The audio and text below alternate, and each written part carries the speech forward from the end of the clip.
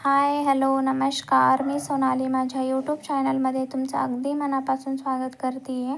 तर आजचा विशेष व्हिडिओ बनवण्याचं कारण म्हणजे आज ना 2 गोष्टी स्पेशल आहेत. पहिली तर तुम्हाला सर्वांना माहितीच आहे की आज तुळशी विवाह आहे. काल एकादश होती. आमच्या इथे ना जसं मम्मीकडे करतात मी तसंच फॉलो करते. तुळशी विवाह आदल्या दिवशी एकादश धरून मग द्वादशीला लग्न लावतात. पण इथं तेलंगणामध्ये तसं नाही करत. मी हैदराबादला राहते ना, तर इथले लोक काय करतात, पौर्णिमे दिवशीच लग्न लावतात, ते पण सकाळी. आणि आम्ही एकादशीच्या दुसऱ्या दिवशी संध्याकाळी लावतो. सो मी एकटीच इथं असं लावते. बाकीचे सगळे म्हणजे पौर्णिमेला लावतात. आता आमच्या बाजूचे वगैरे आहेत ते लोक. त्यानंतर आज पुरणपोळीचा घाट घातला होता. दुसरी पण आणखीन स्पेशल गोष्ट आहे, ते पण तुम्हाला पुढे कळेलच. व्हिडिओ तुम्ही कंटिन्यू बघा. आणखीन दुसरी गोष्ट काय म्हटलं तर पुरणपोळीचा जो बेत आहे ना, मी आज म्हणजे रेग्युलर म्हणजे असं महिन्यात 2-3 महिन्यातनं एकदा असं नाही करत मी. म्हणजे खूप कमी, म्हणजे कमी खूपच, म्हणजे वर्षातनं 1-2-3दा खूप झालं म्हणजे बनवतच नाही. त्यामुळं की काय मला माहिती नाही, पण व्यवस्थित पुरण मला जमला नव्हता. खूप काही कुटाणे करावं लागलं. म्हणजे अधूनमधून बनवलं की कसं सवय असते आणि कुठं काय म्हणजे छोटे छोटे जे मिस्टेक्स असतात ना, ते पकडायला येतात. आणि वर्षातनं 1-2दा बनवलं तर कुठे थोडं कळतं की काय मिस्टेक होते. म्हणून पुरण खूपच बिघडला होता. म्हणजे खूप पातळ असं झाला होता. काय मिस्टेक झालं होतं, खूप जास्त शिजलं होतं बहुतेक असं मला वाटतंय. आणि साखरेचं प्रमाण तर बरोबरच होता. पोळी खाताना तर काही बरोबर होता, पण पता नाही कुठल्या गोष्टीमुळं थोडंसं पातळ झाला होता. मी तरी त्याला थोडंसं भाजून वगैरे घेतलं. त्यानंतर थोडंसं गाळून घेतलं. शेवटी काही ऑप्शनच नव्हता माझ्याकडे, म्हणून तो पुरण मी गाळून घेतला. मग कुठे ते व्यवस्थित झालं. त्यानंतर भजे पापड वगैरे काढून घेतले. जर भजे पापड नाही काढलं तर पुरणपोळीच्या स्वयंपाकाला काही अर्थच नाही. म्हणजे ते असलं तरच छान मजा येते ना, आणि यांना पण आवडतात. जर पोळी केलं तर ते कंपल्सरी पाहिजे असं आहेच. म्हणजे प्रत्येकजण तसंच करतात. आणि आमटी पण बनवली होती. आमटी म्हटलं तर कट थोडंसं स्वीट झालं असेल असं मला डाऊट होता. अजून जेवण तर नाही केलेलं, आता कळेलच पुढे. गोड होण्याचं कारण काय, म्हणजे एकतर माझ्या लक्षातून गेलं होतं की जो शिजलेला पुरण आहे थोडंसं आम्ही घालतो कंपल्सरी त्याच्यामध्ये. ऑलरेडी पाणी गाळून घेतलेलं असतं, पण थोडं आणि गाढा पण यावं म्हणून थोडंसं पुरण पण घालतो. पण काय झालं होतं माझ्याकडे, मला आठवण नव्हतं सपक पुरण जो की साखर घालण्याच्या आधी काढायचं असतं, पण ते नव्हते काढले. म्हणून मी परत जो साखर घातलेला आहे ना, तोच थोडासा काढून घेतला होता. बहुतेक स्वीट होऊ शकतो पुरण, पण डाऊटच आहे. आपण त्याच्यामध्ये थोडंसं कवर करण्यासाठी चिंचेचं जो कोळ आहे ना, ते मी थोडंसं जास्त घातली आहे. तरी दिसायला तर छानच दिसत आहे. आता खाल्ल्यानंतरच समजेल की कसं झालं असेल. आणि पोळ्या पण हे बघू शकता, थोडं गव्हाचं पीठ ना तर जास्त दिवस झालं दळून, म्हणून ते पण थोडंसं बिघडले होते खूप. म्हणजे सगळं स्वयंपाक जरा छान झालं ना की इंटरेस्ट आता करायला. बिघडलं तर मग थोडंसं तरी चालतं आहे, काय प्रॉब्लेम नाही. तर असो, नेक्स्ट मी तुम्हाला सांगते. आज मनूचं डोर क्रॉसिंग आहे. तुम्ही बघू शकता ती डोर क्रॉसिंग करत आहे. त्यामुळे पण मी खूप दिवसापासून करायचं होतं, चाललं होतं, पण कशा कारणामुळं करायचं झालंच नाही. तर शेवटी आज तो योग आलाच म्हणा. ॲक्च्युली ती 1-1.5 महिन्याखालीच डोर क्रॉस केली असती, पण आम्हीच तिला ठेवलं होतं की नाही आज म्हणजे शुभ दिन बघून दसऱ्या दिवशी करू, दीपावली दिवशी, अशा मग काही कारणं असं आले की करूच नाही शकलो. त्यामुळे शेवटी आज म्हटलं की चला वेळ पण आहे आणि हे पण घरी होते, म्हटलं की आज करूनच घ्यायला पाहिजे. नाहीतर तिला बार डोर लावून ठेवावं लागत होतं क्रॉस करेल म्हणून. मग आम्हाला बीचमधल्या दिवशी काही करायचं नव्हतं, सणा दिवशीच करायचं होतं. आणि पुढे तुळशी विवाह आहे हे माहितीच होतं, म्हणून तोपर्यंत आम्ही असं थांबलोच होतो.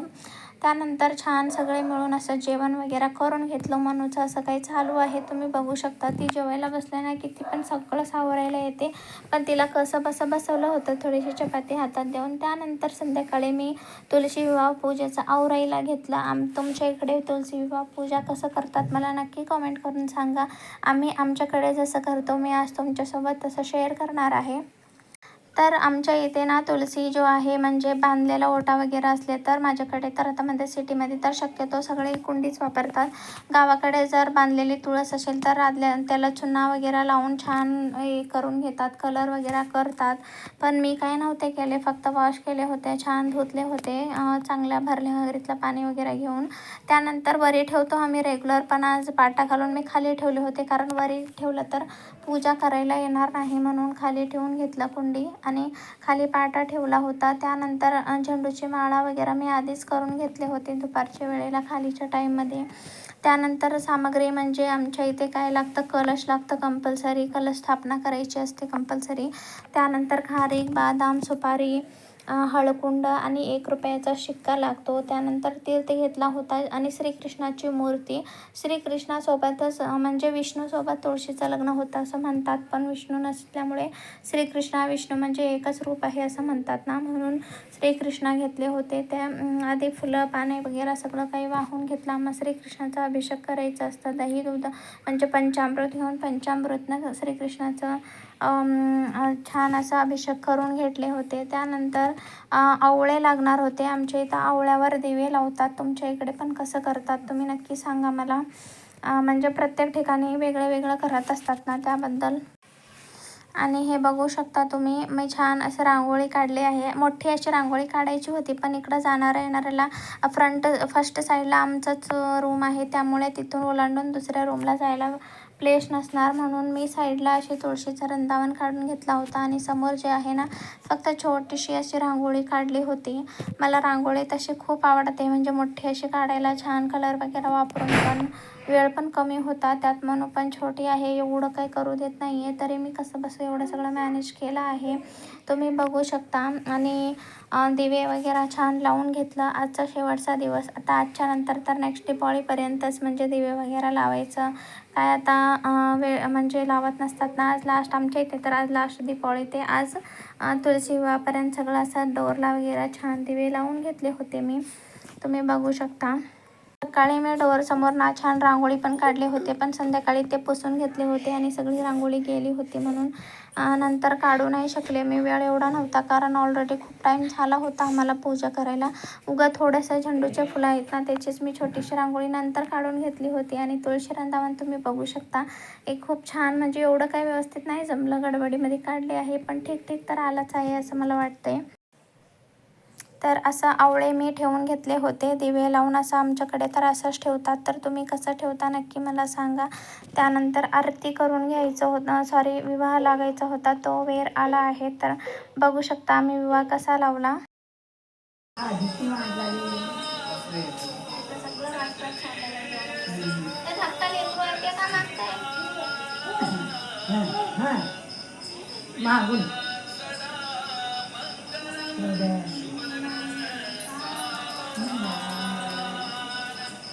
तुळशी नारळ आकर ठेवूनी कंठी, कासे पीतांबर कस्तुर घाटी, देव सुरवार नित्य येती भेटी, गरुडा हनुमंत पुढे उभे राहती. जय देव जय पांडुरंगा, रखुमाई वल्लभरायाच्या वल्लभ पावे जीवलगा. जय देव धन्य वेदवाला ऋषित्रकाळा, सुवर्णाची कमळे वंदाला गळा, राणी रखुमाई राणी असकळा, ओवाळीची राजा विठोबा. जय देव रखुमाई वल्लभरायाच्या वल्लभ पावे जीवलगा. जय देव ओवाळा राजा कुरवंडे भाग्यमध्ये स्नान जे करीती, दर्शनाने मात्रे तवा येई मुक्ती, केशवासी नामदेव भावे वारी. जय देव जय रखुमाई वल्लभरायाच्या वल्लभ पावे जीवलगा. जय देव. तर मंगलाष्टका आम्ही फक्त फोनमध्ये लावूनच विवाह केलो आहेत, म्हणजे मंगलाष्टका आम्हाला कोणालाही नाही येत, म्हणून फोनमध्ये लावलो. त्यानंतर छान असं आरती म्हटली आहे. आरती मी तुम्हाला एकच दाखवली आहे, पण सर्वात आधी गणेशची आरती आम्ही म्हटलो होतो. त्यानंतर टोटल 5 आरती आम्ही म्हटलो आहोत. त्यानंतर नारळ वगैरे हे फोडून घेतले सगळं, म्हणजे प्रसाद वगैरे दिलं सगळ्यांना. आजीच्या वगैरे मी म्हणजे देवाचे दर्शन, तुळशीचे दर्शन, देवाचे दर्शन सगळं घेऊन मग आजीला प्रसाद वगैरे देऊन, म्हणजे मोठी आता तीच आहे म्हणून तिच्या पाया वगैरे पडलं. मग हे बघू शकता म्हणून किती एक्सायटेड आहे ती. असं फटाके म्हणजे सुरसुरवती, ती काही चक्क घाबरतच नव्हती. आधी ती पण बाजूला फोडत होती, तरी ती घाबरत नव्हती, ती एकदम अशी म्हणजे बघत थांबली होती. बापरे, मलाच आश्चर्य वाटत होतं. म्हणजे दीपावलीला पण ती ऑलरेडी एक्सपिरियन्स केली आहे, म्हणून बहुतेक तिला काही वाटलं नसेल.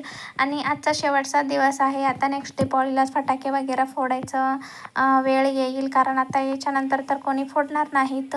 सो आदिती पण खूप एन्जॉय करत आहे. बघू शकता तिचं आरती करतानापासूनच चालू होतं की फटाके दे दे. शेवटी तिला दिलो आम्ही. त्यानंतर ती सुरसुरबत्त्या वगैरे फोडून घेतली. तर आजचा दिवस असा होता. चलो भेटूया नेक्स्ट ब्लॉगमध्ये. बाय.